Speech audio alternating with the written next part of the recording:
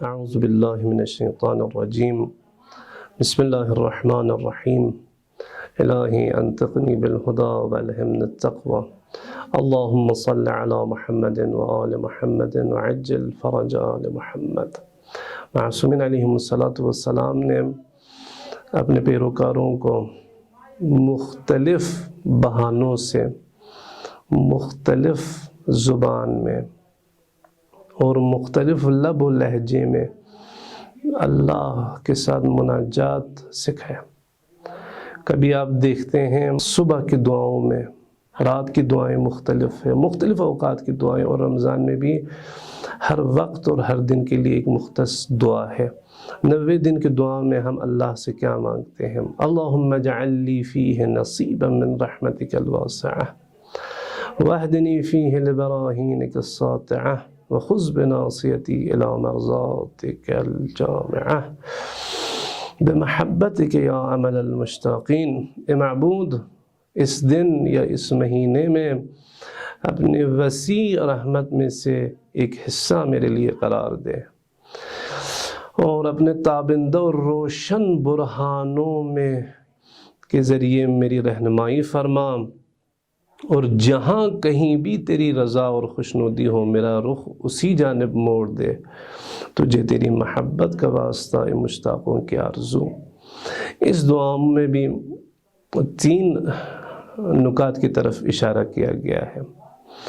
اللہم اجعل لی فیہ نصیبا من رحمتک الواسعہ، ہم کیا چاہتے ہیں، کس چیز میں اللہ سے حصہ مانگ رہے ہوتے ہیں؟ رحمتک الواسعہ، خدا کی رحمت واسعہ جو ہے، اور 2 خدا کی روشن دلائل اور براہین، وَاہْدِنِي فِيهِ لِبَرَاهِينِكَ السَّاطِعَةِ، اور آخر میں کیا اللہ سے طلب کرتے ہیں؟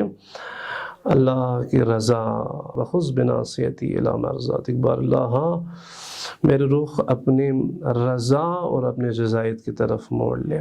اگر ہم کہنا چاہے پہلی بات رحمتک الواسعہ، خداوند تبارک و تعالی رحمان بھی ہے، خداوند تبارک و تعالی رحیم بھی ہے، لیکن ہم مانگ رہے ہیں حصہ۔ بار اللہ ہمیں حصہ چاہیے اس رحمت واسعہ۔ تعقیبات نماز میں ہے اللہم ان لم اکن اہلا ان ابلغ رحمتک، بار اللہ اگرچہ میں اس اہل نہیں ہوں کہ تیری رحمت مجھ پر نازل ہو، لیکن تیری رحمت میں یہ اہلیت ہے، یہ وسعت ہے کہ مجھ جیسے گنہگار بندے پر بھی نازل ہو۔ اور مصادیق میں سے اگر ہم بیان کرنا چاہیں رحمت اللہ الواسعہ کے، حضرت سید الشہداء علیہ السلام ہے۔ زیارت 40 میں ہم کہتے ہیں السلام علیک یا رحمت اللہ الواسعہ، لہٰذا اگر ہم کہہ رہے ہوتے 90 دن میں کہ بار اللہ ہمیں اپنے رحمت واسعہ میں سے حصہ قرار دیں، تو اگر ہم ملتفت ہوں اور متوجہ ہوں اس چیز کی طرف، ہم دوسرے الفاظ میں یہ طلب کریں بار اللہ ہمیں محبت ابا عبداللہ الحسین عطا فرما، ہمیں عشق معرفت حسین عطا فرما، ہمیں مقصد حسین سمجھا دیں، اور آخر میں شہادت ہم سب کو نصیب فرما۔ لہٰذا رحمت واسعہ کی طرف اشارہ ہے اس دعا میں۔ اور اس کے علاوہ کیا ہے؟ وَاہْدِنِي فِيهِ لِبَرَاهِينِكَ السَّاطِعَةِ، اور اپنے تابندہ روشن برہانوں سے میری رہنمائی فرما۔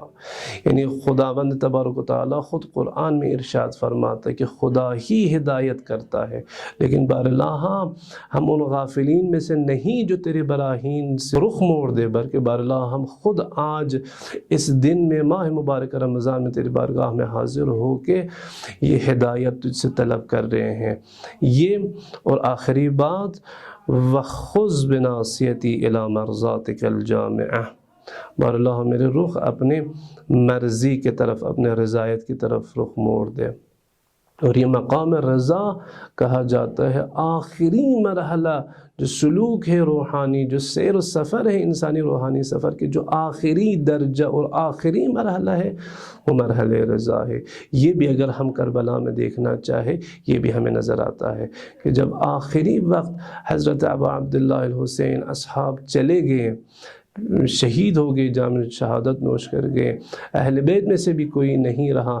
آخری وقت جب حضرت سید الشہداء زین سے زمین پر آئے حالت سجدے میں، یہی مناجات کرنے لگے، الہی رضاً بقضائک، بار اللہ حسین راضی ہے، لہٰذا یہ مقام رضا ہے۔ قرآن میں بھی اسی کا ذکر ہے، یا ایتھا النفس المطمئنہ، یعنی نفس مطمئنہ کی صفت کیا ہے؟ ارجعی الی ربک راضیۃ مرضیہ۔ ایک صفت یہ ہے کہ وہ راضی ہے اور مرضی بھی ہے، یعنی خدا بھی اس سے راضی ہے، اور ہم چاہتے ہیں کہ اللہ ہم سب سے راضی ہو اور ہم سب صاحب نفس مطمئنہ بن جائے۔